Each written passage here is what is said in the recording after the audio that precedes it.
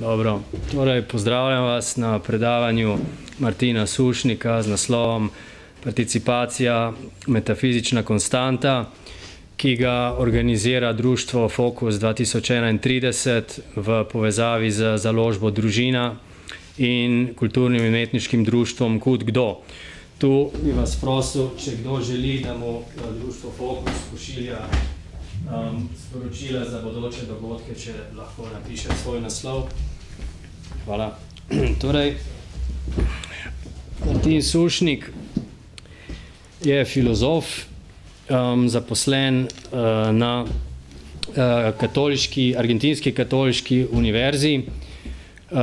Pred kratkim je imel v soavtorstvu izdal knjigo z naslovom Manantial en el desierto, ensayos multidisciplinarios sobre empatía y compasión. Sodeloval je tudi pri zborniku Slovenija 2041, sodeluje tudi v fundaciji Milana Komarja. Aktiven je pa seveda tudi v društvu, torej v občestvu slovenskih izseljencev v Argentini, kjer je član sekcije, teološke in filozofske sekcije pri Slovenski kulturni akciji in kulturni referent organizacije Zedinjena Slovenija. Torej, poleg tega je pa seveda tudi glasbenik, pesnik in režiser. Martin Sušnik je učenec Milana Komarja in pri svojem teoretskem udejstvovanju izhaja iz Tomaža Akvinskega, vendar je pri svoji kritiki imanentističnih filozofij dovzeten za izzive in dialog z modernimi in postmodernimi avtorji in se zaveda morebitnih pasti neosholastike, kadar začne razmišljati preveč kvadratasto. Torej, prihaja iz Argentine, je argentinski filozof, ki nam bo predaval v slovenščini. Zdaj, kaj je razlog za to nenavadno dejstvo? Razlog je v tem, da je Martin, da participira v temu, čemur so rekli slovenski čudež v Argentini. Gre namreč za to, da je vsega nekaj tisoč ljudi skozi 4 generacije ohranilo narodno zavest in jezik in ustvarilo izjemne dosežke na kulturnem, umetniškem in intelektualnem področju, kar je še posebej težko doumljivo glede na to, da je vseh skupaj za eno malo mestece. Torej, kaj je razlog za ta zanos? Mislim, da v največji meri razlog za ta zanos dejstvo, da niso odhajali prostovoljno, temveč so bežali. Bežali so pred nasiljem komunistične partije in tudi Martinovi predniki so se borili proti komunizmu in so se skupaj s Slovensko narodno vojsko maja 1945 bili prisiljeni umakniti iz domovine in si rešili življenja, kar ni bilo dano mnogim. Časi so se spremenili, stvari so drugačne, v glavnem, o čemer so sanjali komunisti, to je propadlo, živimo v svobodi, obdobje komunistične diktature je mimo, tako da lahko med nami pozdravimo Martina Sušnika v svobodni, čeprav nekoliko zmedeni Ljubljani. Zdaj, en pokazatelj zmedenosti je tudi dejstvo, da se nahajamo na ulici, ki zaenkrat še nosi ime Toneta Tomšiča, ampak vendar živimo v svobodi, to je dragocena stvar in lahko sodelujemo pri oblikovanju družbene klime in je dobro, če sodelujemo. Zdaj, Martin Sušnik bo predaval o filozofskih rečeh, o univerzalnih rečeh, ki bi se jih lahko domislil tudi nekdo z drugačnim ozadjem. Torej, to, o čemer bo predaval, ne bo direktno povezano z to partikularno situacijo, s tem kontekstom, ki sem ga zdaj opisal, Ampak vendarle, jaz osebno pa najavljam to predavanje s posebno svečanim občutkom, da bomo to popoldne v Ljubljani deležni nekaj tega duha izmučene in rodovitne Slovenije pod Južnim križem in z občutkom mističnega občestva z prejšnjimi generacijami in najavljam ga za slutnjo mističnega občestva s prejšnjimi generacijami, še posebej s tisočimi naših mučenikov, katerih ljubečo in skrivnostno prisotnost lahko slutimo. Martin. No, najprej dober dan vsem, najlepša hvala nas prva organizatorjem, posebej Andreju, ki je preskrbel za to srečanje, in inštitucijam, ki tukaj vabijo. Hvala Janu za ta uvod. Že vnaprej se oproščam, če bi slovenščina kaj falila, upam, da boste imeli malo potrpljenja, če bi kakšne sklanjatve falil ali pa kaj takega.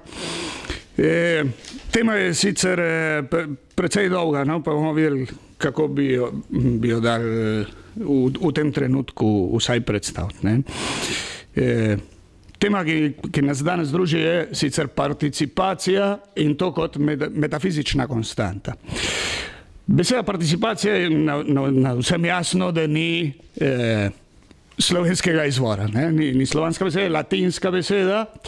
Prihaja iz teh dveh besed, pars, to je en del, in capere, prejeti. Sprva, recimo, najenostavnejši prevod participacije bi bilo ravno to, prejeti en del. Ampak, ko se človek malo poglobi v razna možna prevajanja tega pojma, najde še kakšne druge variante, recimo. Participirati ni samo prejeti en del, ampak je tudi lahko, recimo, udeležiti se.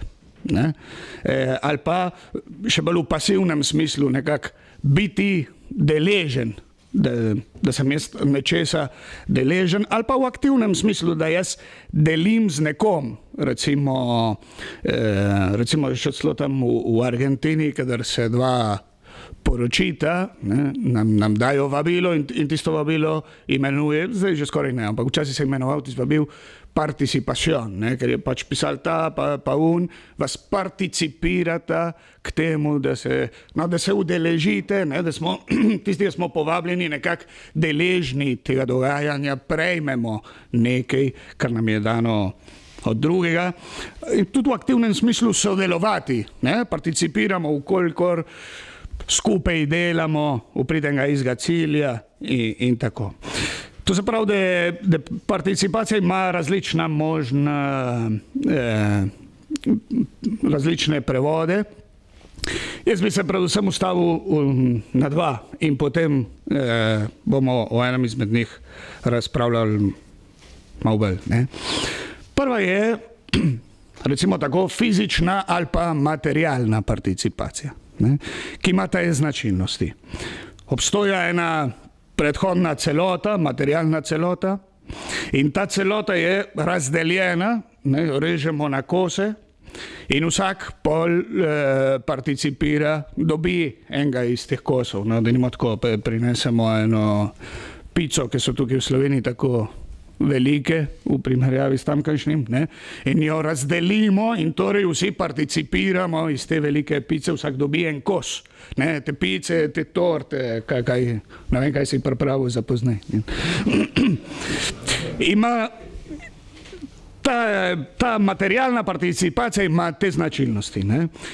Obstoja ta predhodna materialna celota, ki enkrat, ki se razdeli, izgine kot celota. To se pravi, če razdelimo na kose to pico, potem tiste prvotne pice kot celota je ni več. Ne obstoja več kot celota. Imamo nove celote, vsaka porcija je nova celota, ampak prvotne celote ni več. In zato je tudi ta participacija, take materialne sorte, zgodovinska ali pa bi rekli trenutna. Participacija ta obstoja med tem, ko se to razdeljuje. Potem pa že ni več participacije, ker ni več te celote in te deli, kar so sprva bili deli, že niso deli, ampak so pač nove celote. Manjše, ampak sicer nove celote. V takih slučajih večinokrat obstaja kakšna predhodna pravica, recimo, do te participacije. Naprimer, če se razdeli ena dediščina, je ena pravica, ki jo imajo dediči, da prejmejo svoj kos, svoj del te prvotne celote. Po participaciji pa ni nujno, da se pojavi en nov odnos med temi, ki participirajo. Saj se lahko, ampak ni nujno. Nažalost, večkrat se zgodi, recimo, ker ravno tisto, kar jih je prej držalo skupaj, recimo, da je, ne vem, da oče umre, kar je morbit brate še držali skupaj, dobro, potem oče umre, oni si razdelijo to dediščino in pogre pa vsak po svoje. Ne rojeva nujno novih odnošajev med temi, ki participirajo. Ker ni več tiste točke, ki jih je sprva držala skupaj. Torej se ravno zgodi, da včasih v teh materialnih slučajih po tej materialni participaciji dejansko ni več participacije. Drug slučaj je pa, če gremo recimo tako, recimo bi skupaj organizirali, pa bi šli na eno gledališko predstavo in bi tam tudi nekako vsi participirali od te predstave, ampak ne na tak način, da bi vsak vzel domov en kos tiste predstave. Ni da gremo trije gledati Moljerja in jaz vzamem seboj prvo dejanje, Jan vzame drugo dejanje, to ne vzame tretje dejanje seboj, ker se tista celota ne razdeli. Tista celota preživi, ostaja kot celota, ampak je na vsak način do nas prišlo, čeprav deloma.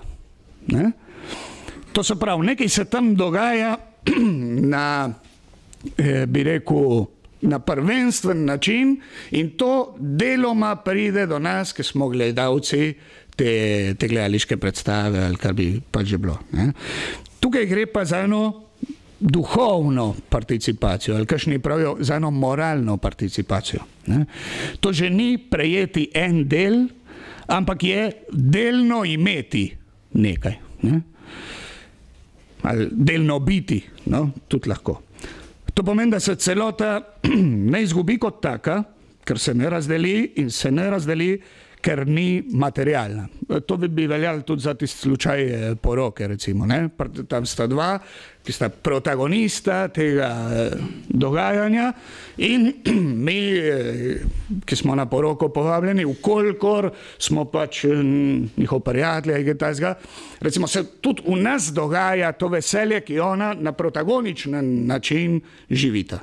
Pa nas se tudi to godi, čeprav ne v isti intenzivnosti. Ravno zato pri tej duhovni participaciji vsak, ki je deležen celote, čeprav ne vsi na isti način ali v isti meri. Kakšen več, kakšen manj, kakšen na globokejši način, kakšen na močnejši način, drugi manj. Seveda, če gremo recimo na gledališko predstavo in se kakšen bolj spozna na francoske komedije 17. stoletja ali pa je režiser in to, verjetno, ali pa kot gledalec bolj občutljiv, verjetno bolj participira tiste celote, kot pa eden, ki je relativno do tega brezbližen. To se pravi, ta participacija zavisi od situacije prejemnika, njegovih zmožnosti, njegovih usposobljenosti, njegovih zmogljivosti, to se pravi, zavisi od njegove kapacitete. Rad citiram eno Aristotelovo frazo, vse, kar se sprejme na način sprejemnika. Če je človek bolj plitve sorte, bo bolj na plitvi način sprejel, če je človek bolj globoke sorte, globokejši sprejme in tako. Ta duhovna participacija je pa lahko dolgotrajna, ker celota obstaja. To se pravi, da participacija obstaja, kolikor časa jo prejemniki prejemajo. Ni trenutna.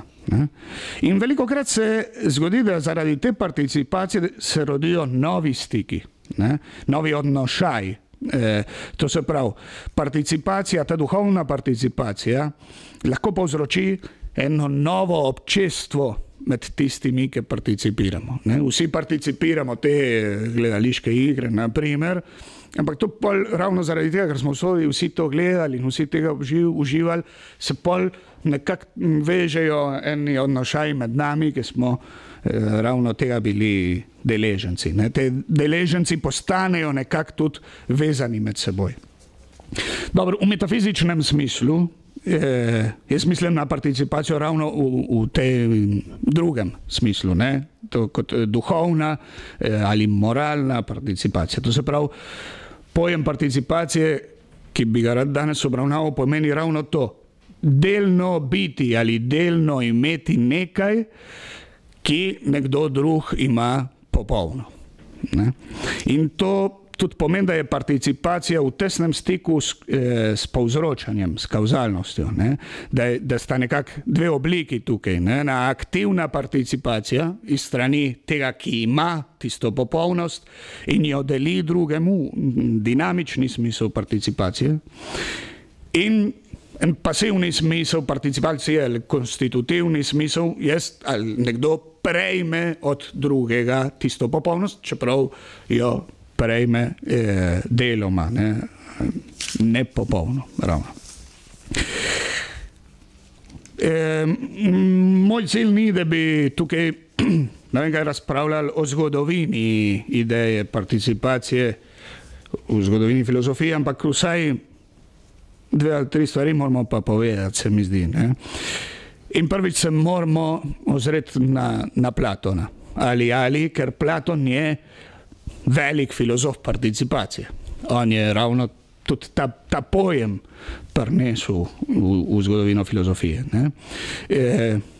Ne vem, koliko dejansko kakšni poznamo bolj, kakšni manj, ampak pri Platonu imamo to, da te stvari na konkretnem materialnem svetu ravno participirajo neke popolnosti, ki je na drugem svetu, na svetu idej. Ne vem, če se uporablja tukaj, kjer so eidosi, kjer so ta bistva. To se pravi, mi vsi smo nekako lepi, na en način, drug na drug način, kakšen bolj, kakšen manj. Ampak če smo vsi vsaj v neki meri lepi, je pa istočasno res, da nismo lepota kot taka. In to pomeni, da mi participiramo, da delno imamo to, kar lepota kot taka bi bila in ki jo Platon postavi tam v tem svetu idej. To se pravi, ta participacija pri Platonu kakšne značilnosti ima? Sprva je to ena navpična participacija, ker imamo 2 svetova, eden je višji, eden je nižji, to se pravi, je ena hierarhična razlika.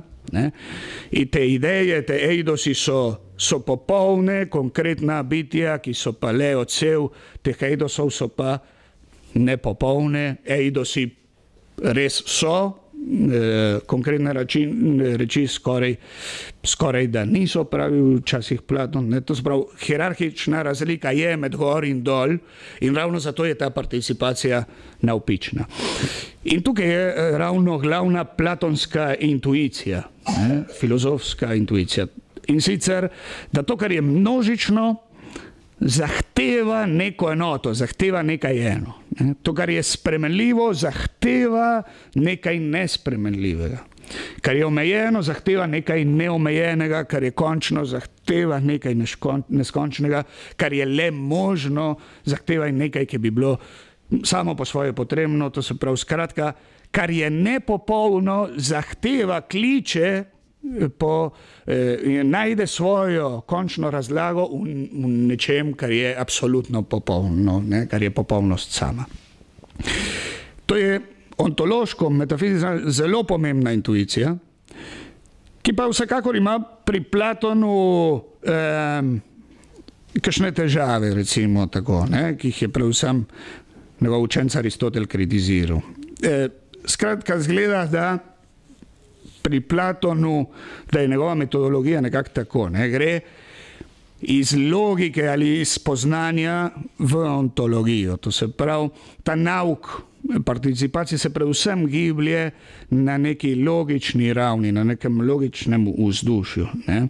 Ker ravno razlog ali končni argument, ki ga Platon večkrat omenja, je to, da stvari participirajo teh eidosov, ravno ker imajo iste bistvene značilnosti.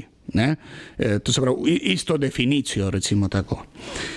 Vprašanje je pa potem seveda, katera naj bi bila razlika.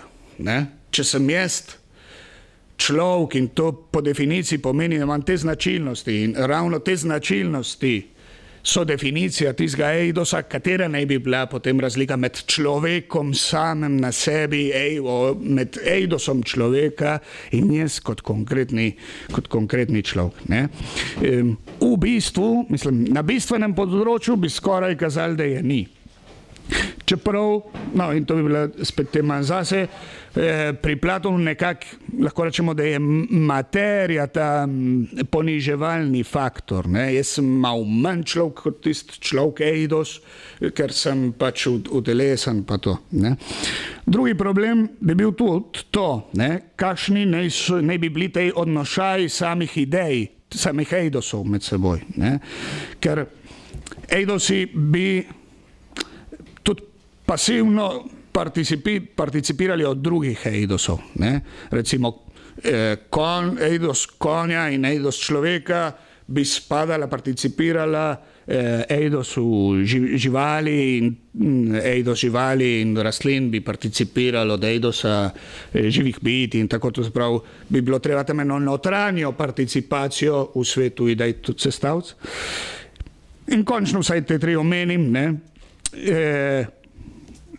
To je pač zelo aristotelska kritika. Ne? Imamo tukaj ene vrste ontologiziranja abstraktnih pojmov. Ne? Te pojmi, ki jih mi abstraktno dojemamo v našem umu, je Platon nekako iz tega naredil en svet posebej. Ne? Je povišal na nivo popolnosti, kar je tudi dejansko